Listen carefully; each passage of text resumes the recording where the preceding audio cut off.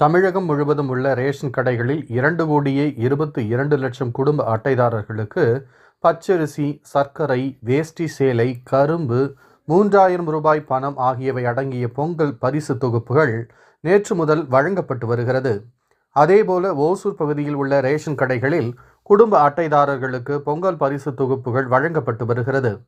Hosur மத்தகிரி 44வது ward பகுதியில் அப்பகுதி மாமன்ற உறுப்பினர் மஞ்சுளா முனிராஜ் மற்றும் திமுகவினர் பொங்கல் பண்டிகையை மகிழ்ச்சியுடன் கொண்டாடும் வகையில் அப்பகுதி ரேஷன் கடையில் 1050 குடும்ப அட்டைதாரர்களுக்கு பச்சரிசி, சர்க்கரை, வேஷ்டி சேலை, கரும்பு, 3,000 ரூபாய் பணம் ஆகியவற்றை வழங்கினர். அப்போது அங்கு கூடியிருந்த பொதுமக்களுக்கு திமுகவினர் இனிப்பு வழங்கி மகிழ்ச்சிகளை தெரிவித்தனர். இந்த நிகழ்ச்சியில் திமுக ஆதி திராவிடர் மாவட்ட நலக்குழு அமைப்பாளர் முனிராஜ், முன்னாள் பேரூராட்சி தலைவர் ரவிக்குமார் உட்பட பலர் கலந்து கொண்டனர்.